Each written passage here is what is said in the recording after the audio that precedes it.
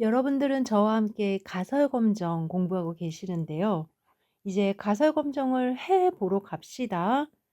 현재 보이는 표가 하나 있는데 이 표는 가설 검정의 종류를 최대한 나열한 거예요. 우리가 지내면서 궁금한 대상들은 보통 평균하고요, 분산, 그리고 비율인데요.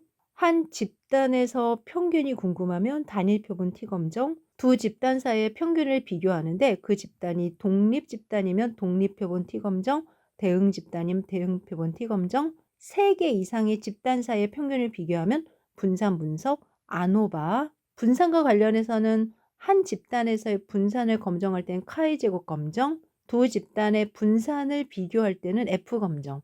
이 이외에도 여러 가지 검정의 종류가 있겠죠? 그런데 시험에는 이 표 정도가 나옵니다. 따라서 먼저 표에 익숙해지는 시간을 가져주시고요. 하나하나 케이스별 케이스 검정을 경험해 보도록 하겠는데요. 그 전에 뒤로 좀 넘겨볼게요. 그러면 7번째 가설 검정의 절차가 있고 그 다음 페이지에 예시가 있습니다. 예시로 가도록 하죠.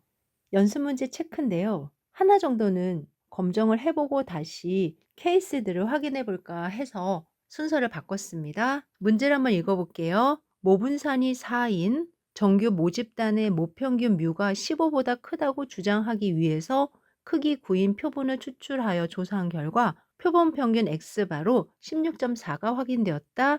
요의 수준 0.05에서 검정하시오. 지난 시간에 설명을 해드린 부분 조금은 연결이 되는데 완전히 새롭게 느껴질 수 있어요. 먼저 모집단에 대한 정보를 모아보니까 모분산이 4이고요. 모평균은 15로 읽혀집니다. 따라서 귀무가설은 모평균은 15다. 이렇게 세우시면 되고요. 연구자가 궁금한 대립가설은 위에 글에도 들어있어요. 뮤가 15보다 크다고 주장하기 위해서죠. 따라서 뮤는 15보다 크다. 이 부분이 대립가설이 되는 거예요. 연구자는 뮤가 15보다 큰지 궁금해서 9개의 자료를 뽑은 거죠. 그리고 이 자료로부터 X바가 16.4임을 확인했습니다. 이쯤 되면 15보다 많이 큰 것 같아요. 따라서 연구자 입장에서는 자신의 주장이 허무맹랑한 것은 아니다 라는 생각을 하게 되는데요. 그렇다고 15와 16.4를 바로 비교할 수 있는 건 아니고요. X바에 대해서 뮤와 비교를 하는 거니까 먼저 뮤가 15이다 라는 기준에 의해서 X바의 분포를 준비합니다. 이때 X바의 분포는 모분산이 4인 정규 모집단으로부터 얻어졌으니까 평균 뮤와 n분의 시그마 제곱을 갖는 정규 분포가 되는 거죠. 이때 뮤는 15가 되고요. n은 9, 시그마 제곱은 4가 되네요. 정규 분포 15와 3분의 2 전체의 제곱이 됩니다. 이제 표본으로부터 계산한 X바가 어느 위치에 있는지 찾아보는 거예요.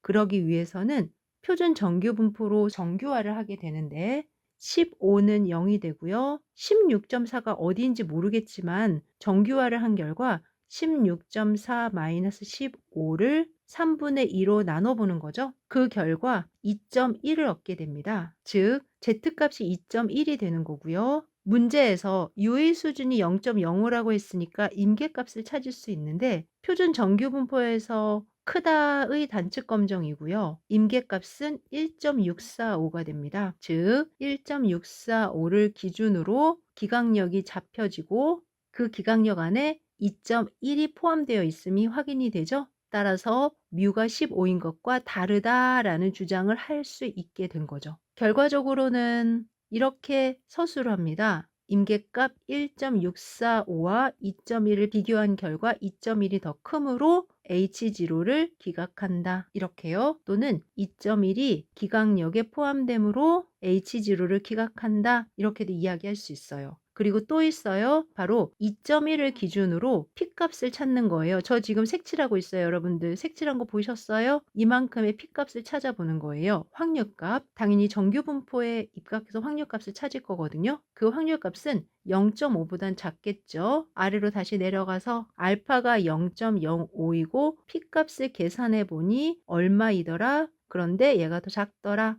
이므로 H0를 기각한다. 이렇게 세 가지 정도로 서술이 가능한데요. 지금까지 제 이야기가 잘 읽혀지셨다면 왼쪽에 저와 같이 주어진 문제를 다시 한번 확인해 볼게요. 첫째, 가설을 세워라. H0는 뮤가 15이다. H1은 뮤가 15보다 크다. 이때 대립가설을 세우는 것은 질문에 대한 부분을 그대로 기호로 옮긴 겁니다. 두 번째는 검정 통계량과 분포를 정하는 겁니다. 현재는 모분산 시그마 제곱이 있어서 앞서 공부했던 x바의 분포 n, 뮤의 n분의 시그마 제곱을 이용할 수가 있는 거고요. 이에 맞추어서 검정 통계량을 정하는 건데요. z값으로 정해졌죠. 왜냐하면 z분포 위에서 확인할 거예요. 그래야 1.645, 1.96 등 임계값과 비교하게 되거든요. 세 번째, 기강력을 정한다. 기강력은 유의 수준을 기준으로 임계값과 관련해서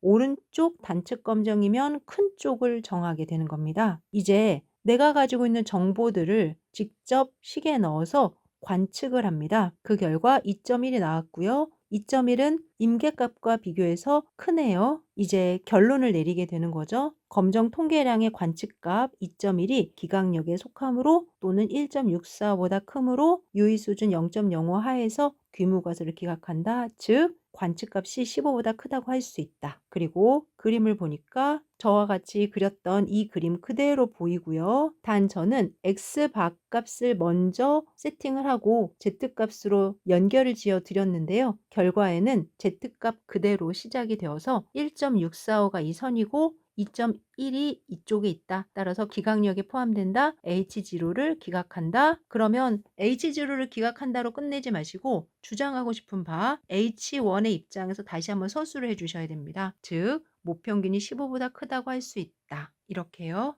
지금 예시를 하나 풀었는데 어떠세요?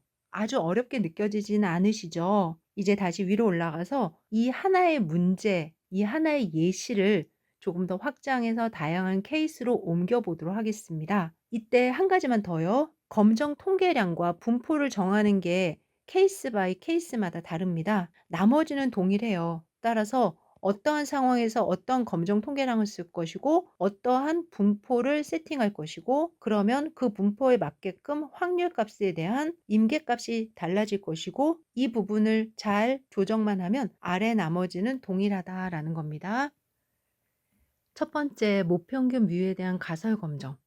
앞서 했던 거예요. 뮤가 15인지 물어봤던 이 문제였습니다. 여기에 대립가설로는 뮤가 15가 아니다도 가능하고요. 뮤가 15보다 크다, 뮤가 15보다 작다, 특히 뮤가 15가 아니다라는 부분에는 클 수도 있고 작을 수도 있어서 양측 검정을 할 거고요. 크다, 작다 중에 하나일 때는 단측 검정을 하면 되는 겁니다. 그리고 다시 한번 정리를 하자면 x바의 15를 기준으로 내가 확인한 x바가 어느 위치에 있을지 z분포에서 확인하게 되었잖아요. 그 z분포로 옮길 때 썼던 식이 x바 마이너스 뮤를 루트 n분의 시그마로 나눈 거였고요. 그때 표준 정규분포와 근사한다 이 부분을 이야기하는 거죠. 우리는 16.4를 15로 빼고 3분의 2로 나누어서 값 2.1을 얻었고요. 유의 수준 0.05라는 전제 하에 임계값을 찾고 기각력 안에 들어가는지 확인해 보았습니다. 만약에 작다였으면 반대의 과정에서 동일한 절차를 따랐을 거고요. 같지 않다였으면 오른쪽일 수도 있고 왼쪽일 수도 있는데 이때 임계값이 달라지는 거죠. 확률값 0.025에서 찾아야 되니까 1.96 또는 마이너스 1.96을 기준으로 큰지 작은지 계산을 해서 확인을 하게 됩니다. 그런데 이와 같은 분포를 전제로 하려면 분산이 알려져야 되는 상황이죠. 만약에 분산이 알려지지 않으면 두 가지 케이스로 구별한다. 하나는 대표본인지 또 하나는 소표본인지죠. 그리고 여기는 지워주시면 될 것 같습니다. 만약에 표본이 30개 이상이다. 그러면 시그마 대신 S를 넣어주시고요. 중심 극한 정리에 의해서 표준 정규 분포에 근사한다. 그 절차는 동일합니다. 그런데 표본이 작아요. 그러면 T분포를 이용해야 되겠죠? 자유도가 n-1인 T분포 안에서 그 절차를 그대로 사용하시고요. T분포에서 유의 수준 0.05가 되는 값을 찾아주시는 거예요. 이 부분은 문제를 풀면서 다시 한번 안내해 드리도록 하겠습니다. 또 많이 질문하는 것은 모듈 P에 대한 가설 검정이죠. 동일한 상황입니다. 그런데 모듈 P의 입장에서는 P 해세 분포가 P를 근거로 좌우 대칭형인 정규 분포를 이루게 되고, 따라서 표준 정규 분포로 바꾸면서 그들의 표준 오차가 루트 n분의 루트 P1-P를 갖게 되는 거죠. 따라서 특정한 P 햇이 있다. 그러면 이때 표준화된 P 햇은 왼쪽 식을 보세요. P 햇에서 P를 뺀 값에서 표준 오차로 나눠준 값이 표준 정규 분포를 따른다. 단 이러한 조건이 있는데요. 사회조사 분석사 2급에서는 보통 조건을 맞추어서 문제를 주기 때문에 여러분들이 바로 문제만 정확하게 푸시면 될 것 같습니다. 또한 분산에 대한 가설 검증도 가능합니다. 분산은 X바나 P 핵과 다르게 시그마분의 n-1 S제곱이 카이 제곱 분포를 따른다를 이용하게 되고요. 시그마 제곱은 이미 조건에서 준 거니까 값이 들어가고요. n은 전체 개수니까 n-1 계산 가능하죠. 따라서 S제곱만 표본으로부터 구한 다음에 그 결과가 카이제곱 분포를 따라서 어느 위치에 있는지 확인하면 됩니다. 시험에는 평균과 비율이 많이 나오니까 두 가지 연습 많이 해주시고요. 그 이후에 혹시 추가적으로 공부하겠다 그러면 모분산을 선택해서 한 번 더 집중해 주시는 거 권장합니다. 이렇게 한 집단에 대한 가설 검정 이후에는 두 모집단에 대한 가설 검정이 가능한데요. 시험에 잘 나오니까 빈출입니다. 두 모집단 안에도 두 집단이 독립이냐 종속이냐에 따라서 구별하게 되는데, 현재는 두 독립인 모집단에서로 시작을 하겠습니다. 앞서 추정을 했던 거 기억나시죠? x1바 마이너스 x2바는 정규분포 μ1 마이너스 μ2 n1분의 시그마 1의 제곱 더하기 n2분의 시그마 2의 제곱을 따른다.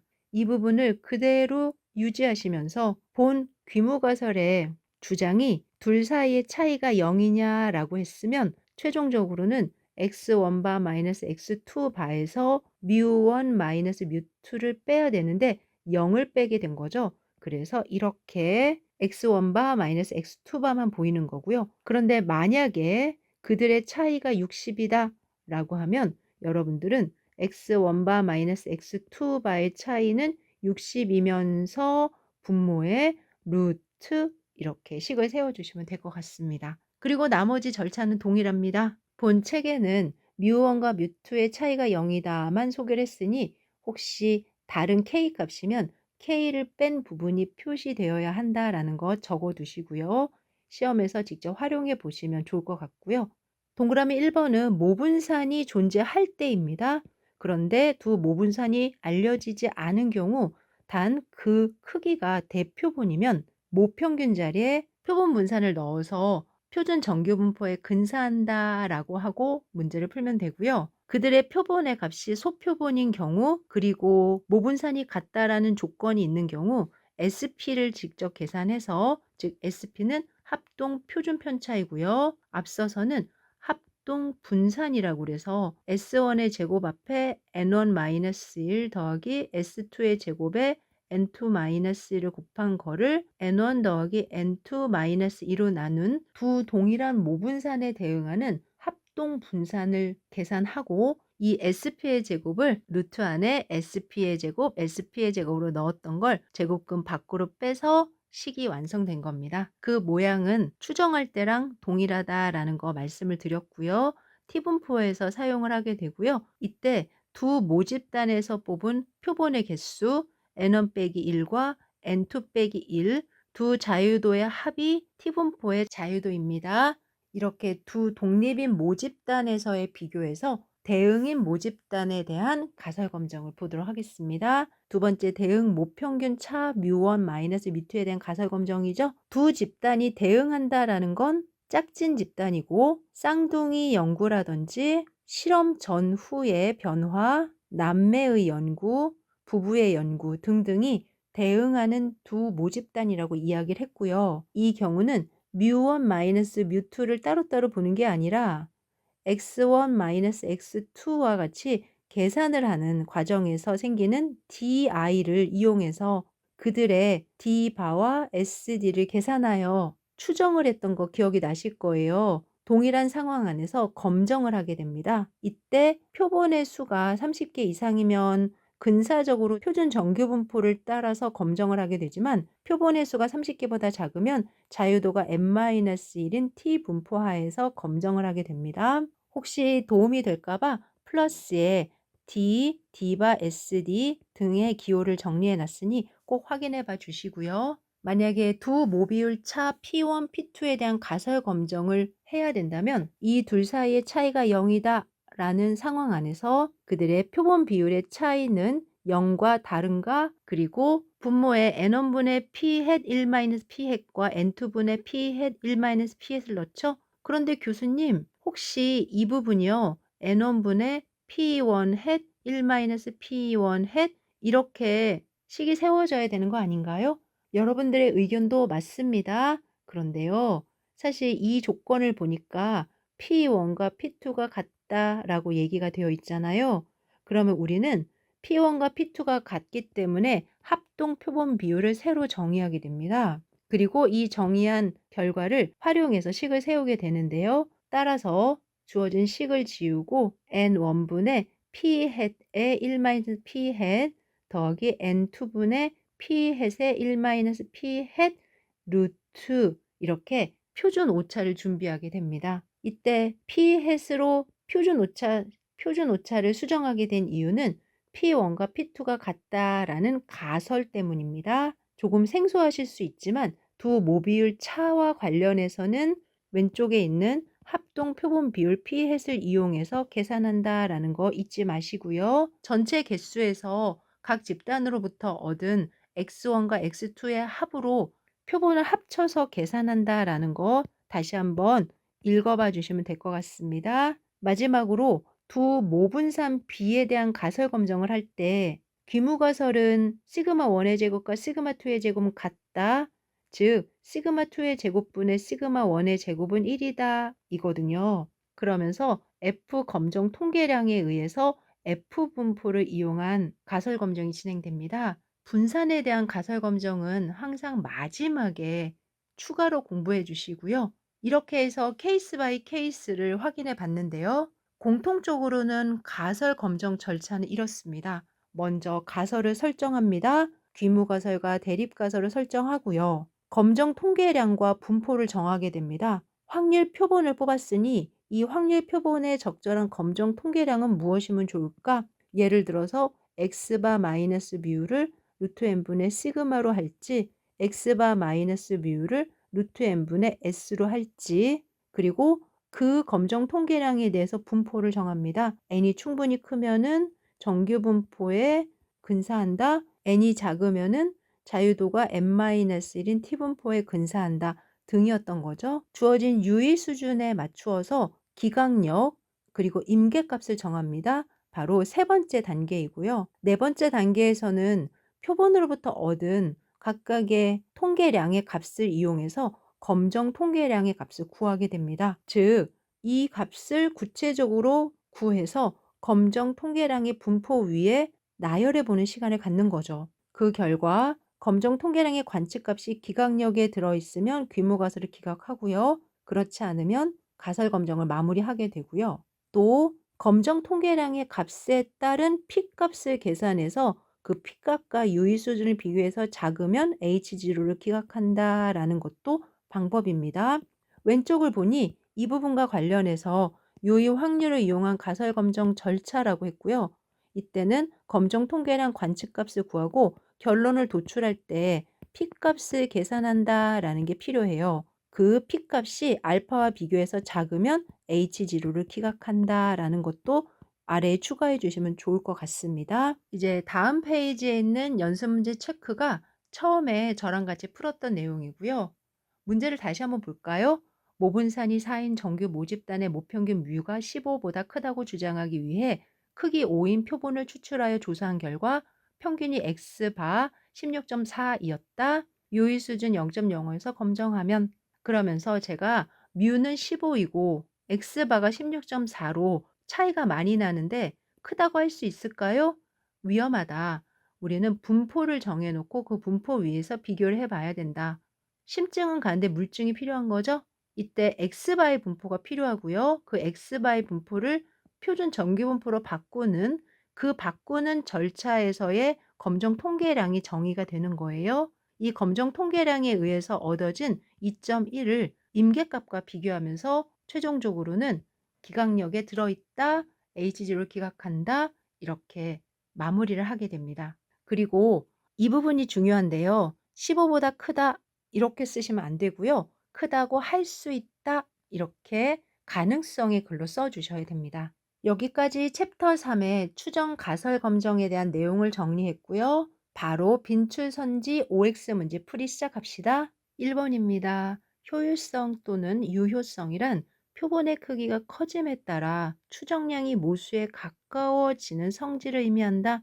표본의 크기와 관련한 것은 일치성이죠. 일치성은 표본의 크기가 커짐에 따라 추정량 세타 햇이 세타와 비교했을 때 그들의 차이가 없어질 확률이 리미트 n이 커질 때 1이다 라는 이러한 해석 안에서 이루어집니다. X였습니다. 그럼 효율성은 뭐예요? 불편성을 만족한 두 불편 추정량 중에서 분산이 작은 쪽이 훨씬 유효하다라는 아이디어였어요. 분산이 작은 쪽 기억나시죠? 2번 동일한 운전자가 동일한 차량의 휘발유 종류만 달리하여 주행 거리를 측정한 뒤 차이를 분석한다면 이때 나머지는 다 동일한데 휘발유 종류만 달리해서 어떤 휘발유가 훨씬 더 효과적이냐를 보고 싶은 거죠. 그러면 대응 표본 T 검정입니다. 모든 환경은 동일한데 전과 후 몸무게 차이가 어떻게 됐을까요? 모든 환경은 동일한데 남매의 성이 다른 건 어떻게 됐을까요? 이러한 비교를 할 때는 대응 표본, 짝진 표본 T 검정을 사용합니다. 5입니다. 3번에서는 제1종 오류를 범할 확률과 2종 오류를 범할 확률에 대해서 비교하는 건데요. 1종 오류를 범할 확률 알파를 줄이려고 하면 2종 오류를 범할 확률 베타가 늘어나나요? 둘은 반비례 관계인가요? 트레이드 오프라고 했나요? 맞습니다. 그래서 한 번에 줄이거나 한 번에 늘릴 수는 없다라는 이야기를 해드렸습니다. 4번입니다. 대립가설 H1은 표본에 근거한 강력한 증거가 없을 때 저절로 원상태나 현재 믿어지는 기존 가설로 돌아가는 가설이다. H0인데요. 귀무가설이죠. 따라서 틀렸다. 5번에 모평균 실내 구간의 길이를 현재의 4분의 1로 줄이려고 한다면 표본의 크기는 현재의 4로 늘려야 한다. 모평균 실내 구간을 구한다라는 것은 표본 평균 X바를 기준으로 플러스 마이너스 늘리고 줄이는 값이 필요한 거죠. 이때 Z값 2분의 알파의 루트 n분의 시그마인데요. 이 값을 4분의 1로 줄이고 싶은 거예요. 그러면 전체 4분의 1만큼 줄이고 싶다. 이렇게 생각을 해 보는 거죠. 4를 루트 안으로 넣어 볼까요? 그러면 루트 16n이 되고 시그마인가요? 전체 값이 4분의 1로 줄어들었다라는 말은 표본의 크기를 16배 했다라는 해석이 되네요.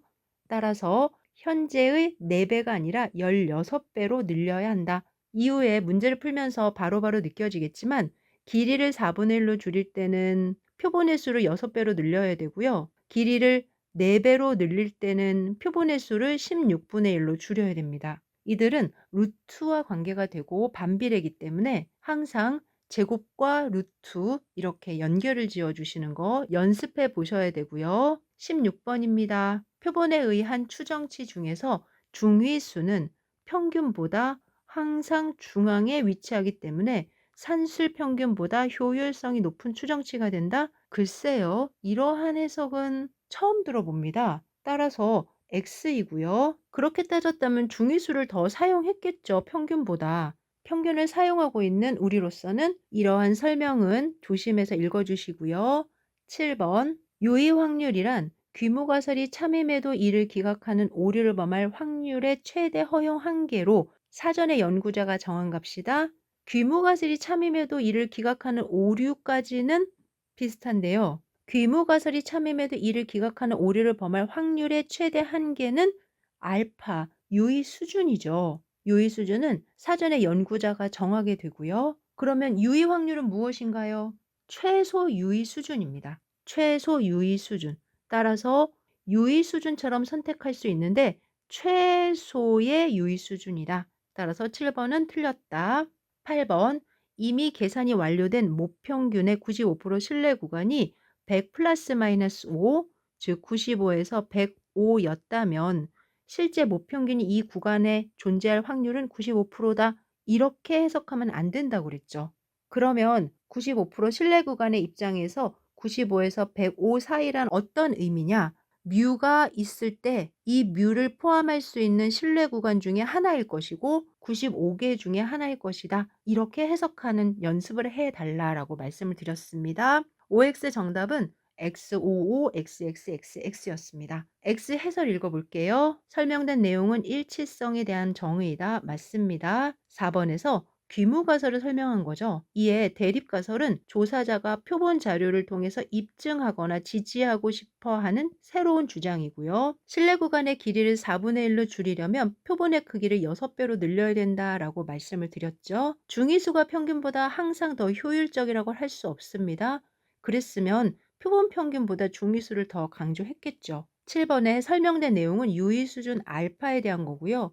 유의 확률은 관측된 표본 자료에 근거하여 귀무가설을 기각할 수 있는 최소의 유의 수준입니다. 8번에서 신뢰 구간이 상수로 결정된 이유에는 모평균이 그 범위 안에 있다 또는 없다 둘 중에 하나예요. 그렇다면 95%의 의미는 뭐냐? 동일한 추정 방법을 반복했을 때 100번 중 95번 정도가 모평균을 포함할 거야 라고 확신하는 정도. 그러면 앞서 확인한 95에서 105는 그 확신할 것 같은 95번 중에 하나일 수 있겠다라고 해석해 주시면 될 것 같습니다. 이제 다음 시간에 챕터 3 추정 가설 검정에 대한 기출 동형 문제 풀이 시작하겠습니다.